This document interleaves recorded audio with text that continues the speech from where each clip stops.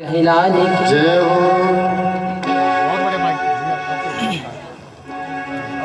तो कुंती यही कह रही है कि जब ये सादा हो गया और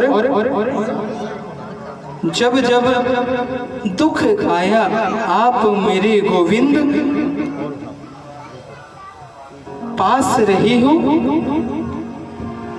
और आज सुख आ गया है तो मुझे छोड़ कर जा रहे हो।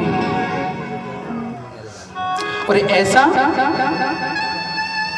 क्यों कर रहे हो? इसीलिए जब हमारे पास सुख आ जाता है तो फिर हम भगवान को भूल जाते हैं। और इधर क्या हो रहा है? पृथ्वी पर दुर्योधन पड़ा है और वहां अश्वत्थामा चला आ रहा है। और अश्वत्थामा पांडव के गुरु का पुत्र है, पांडवों के गुरु का पुत्र है। अश्वत्थामा चला आ रहा है और आकर कह रहा है, अरे दुर्योधन तुम्हारी हालत किसने की? मुझे पांचों पांडवों ने मिलकर मारा है। कहते हैं ना, अंतिम समय में राम का नाम नहीं आता है। अंतिम समय में सिर्फ मरा मरा जरूर आ जाए कि मैं मरूं, पर प्रभु का नाम नहीं आता है।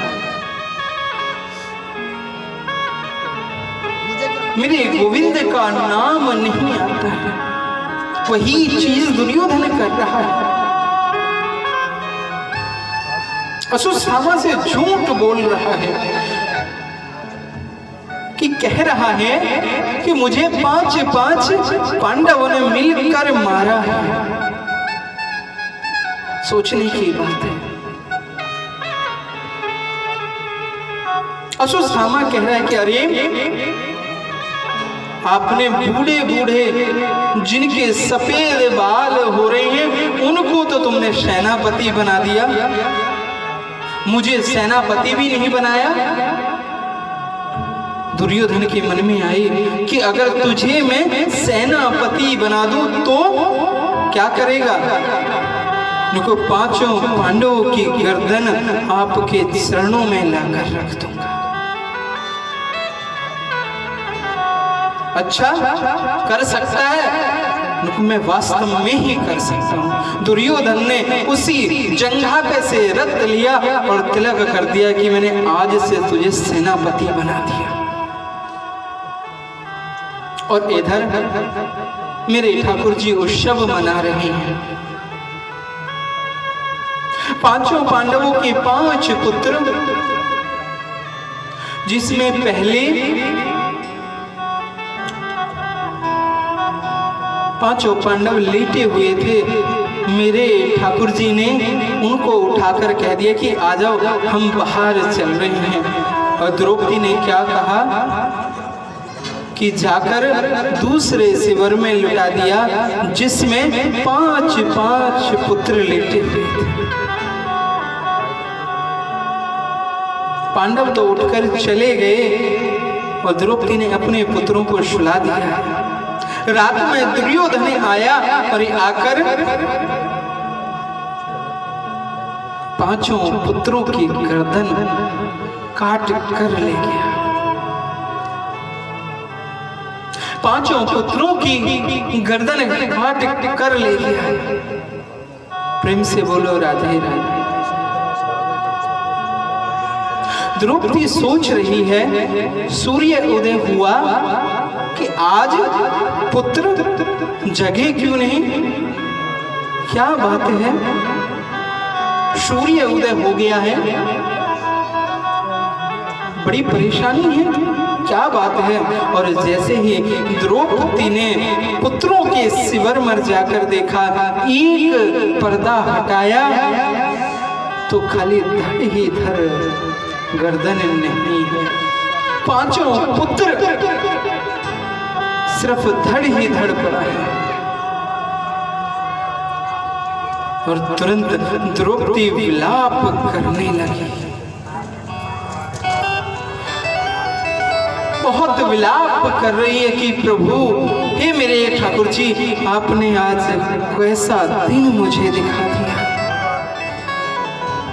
मेरे ठाकुर जी को पता चला, मेरे गोविंद को पता चला, और पांचों पांडव दौड़े चले आए। और इधर रात्रि में अश्वत्थामा दुर्योधन के पास पांचों पांडव पुत्रों की गर्दन को लेकर, मुंडी को लेकर पहुंचा कि देख दुर्योधन, मैं पांचों पांडवों की गर्दन ले आया, उनका सर ले आया हूं।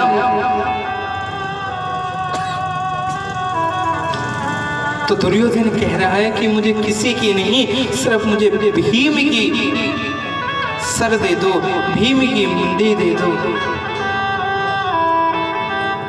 और जैसे ही दुर्योधन ने रात्रि में दिखा तो नहीं, उसके बाद हाथ से दबाया, मुंडी के खील खील, सर के खील खील हो गए।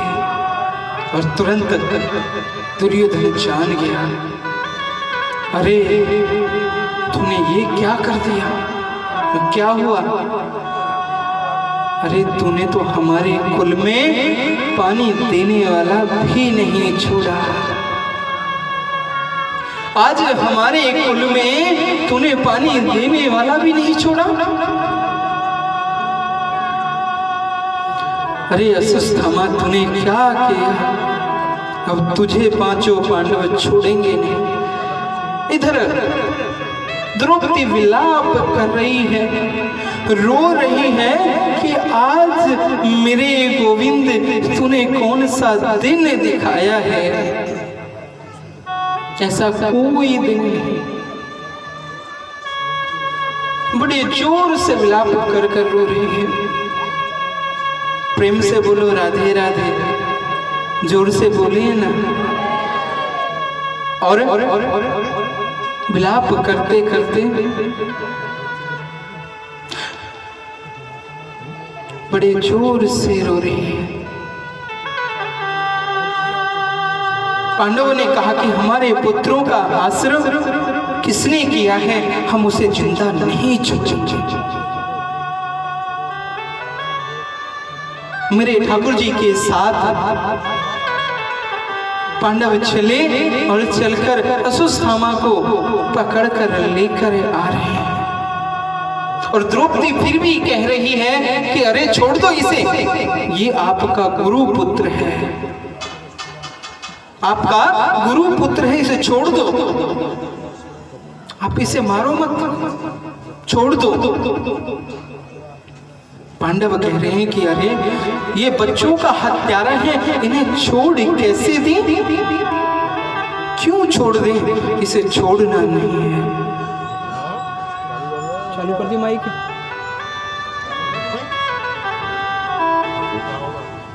हेलो, थोड़ी बीच में से जगह बना के बैठो, आने जाने के लिए थोड़ा सा।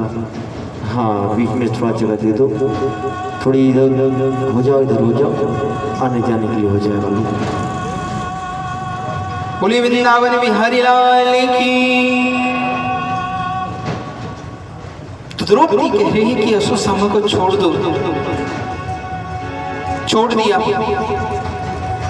ठाकुर जी खड़े हैं वहां, मेरे गोविंद खड़े हैं और खड़े खड़े कह रहे हैं कि ऐसे कैसे छोड़ दें, ये तो बहुत बड़ा हत्यारा है, इसको छोड़ेंगे नहीं।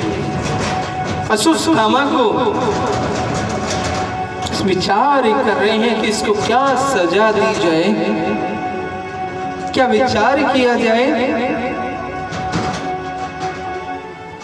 तो आज मेरे गोविंद, मेरे ठाकुर जी चुप खड़े हैं, पांचों पांडव अपने आपस में बात कर रहे हैं।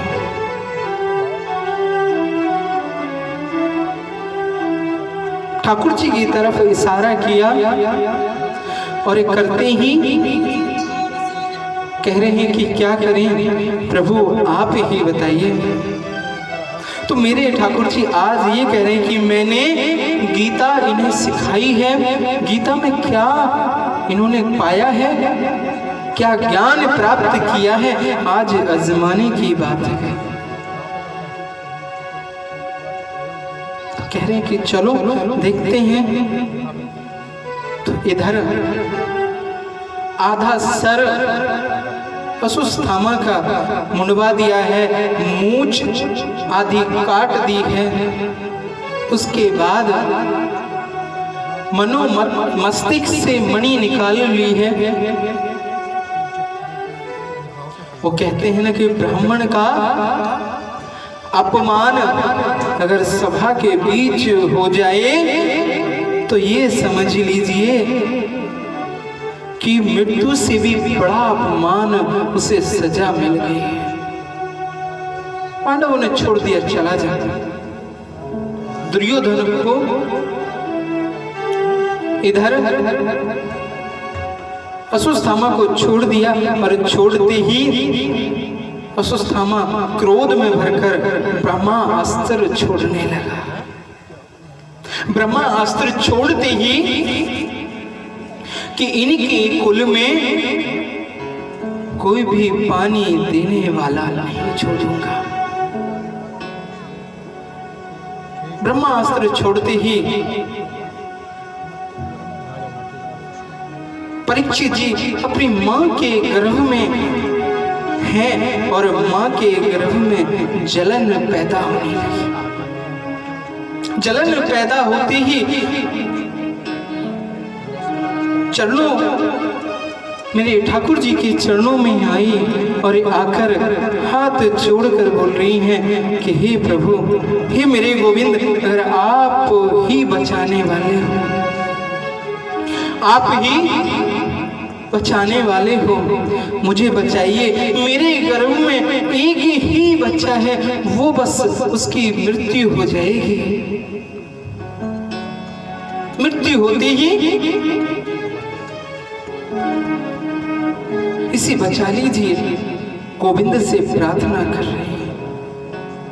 और प्रार्थना करते करते मेरे गोविंद एक शिशु, एक ताने के बराबर हो गए हैं और घर में प्रवेश, उस गर्भ में प्रवेश कर गए हैं। ब्रह्मास्त्र को शांत किया। ब्रह्मास्त्र को शांत करते ही अब यहाँ कहते हैं ना कि भागवत के लिए परीक्षित, परीक्षित का मतलब भी पता है, जिसने भगवान के दर्शन गर्भ में ही कर लिए हों उसको परीक्षित कहते हैं। और परीक्षित का जन्म हुआ और होकर बड़ी खुशी मनाई जा रही है।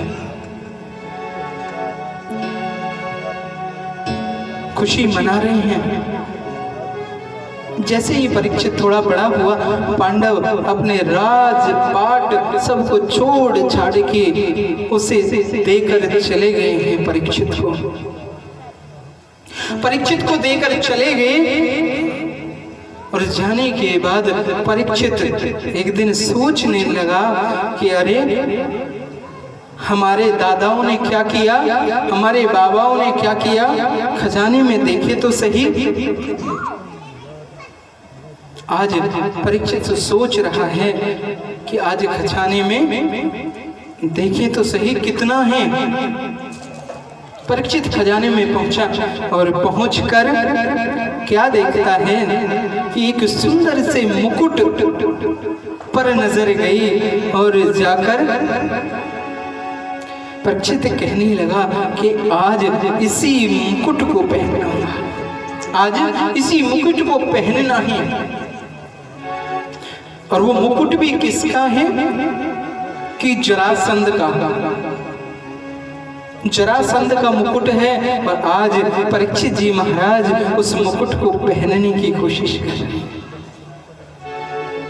मुकुट को पहना और पहनकर तुरंत मनोमस्तिष्क में बात बदल गई कि मुझे शिकार खेलने के लिए चलना चाहिए या मुझे भ्रमण करने के लिए चलना चाहिए। महल से निकले हैं और महल से निकलते ही क्या देखते हैं कि एक गौ माता और एक बछड़ा जो एक पैर है उसके भगा दौड़ा चला आ रहा है और पीछे एक बड़ा चांडाल बैल पड़ा हुआ है।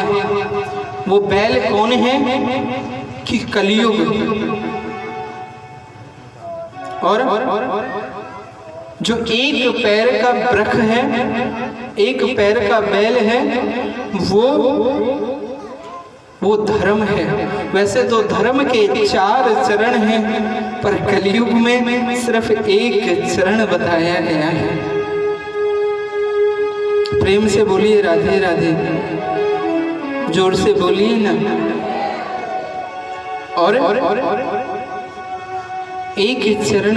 और जैसे ही परीक्षित जी महाराज ने देखा तो उस वृक्ष से पूछने लगा, उस बैल से पूछने लगा कि अरे आप भगे चले कहाँ जा रहे हो, क्या बात है, क्या कारण है। तो तब गौ माता बोले कि ये नहीं बताएगा, मैं बताती हूँ कि द्वापर आया, त्रेता भी चला गया और ये जो मार रहा है, जो हमें पीट रहा है, ये कलयुग है। परीक्षित जी महाराज ने अपनी तलवार निकाली और उसको अपने गर्दन पर रख दिया, कलयुग की गर्दन पर रख दिया कि अरे तू कैसे आया। तो कहने लगा कि प्रभु आप मुझे मार देना, कोई दिक्कत नहीं, पर अपना युग सब बिताकर चले गए हैं, मेरा युग आ रहा है। इसीलिए धर्म का सिर्फ एक चरण होगा, वो भी कौन सा, सिर्फ मानव जितना दान कर सके उतना कम है, वही चरण बताया गया है श्रीमद् भागवत कथा में। और कलयुग परीक्षित जी के चरणों में पड़ गया कि सबने अपनी अच्छाई बुराई सब कुछ बताई।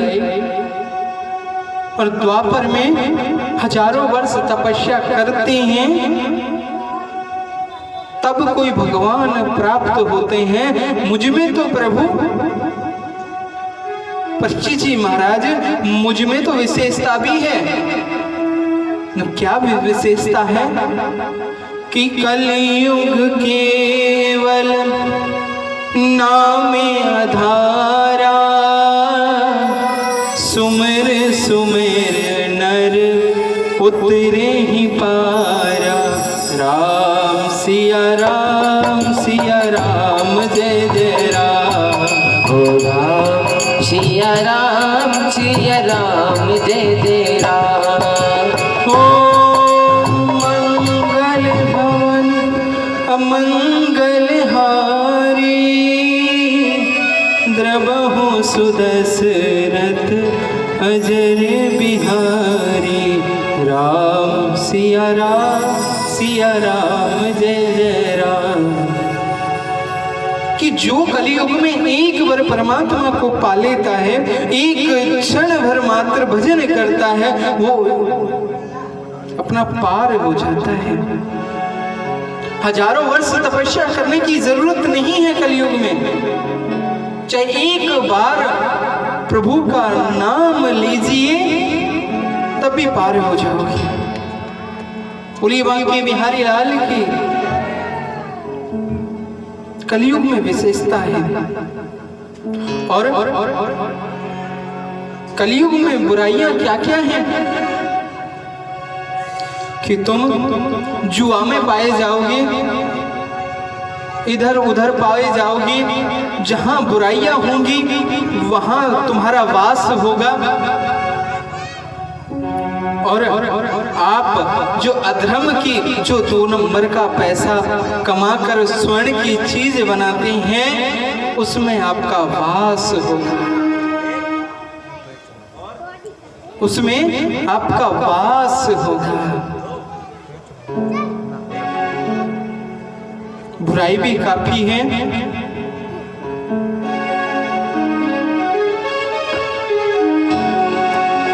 क्या तुम्हें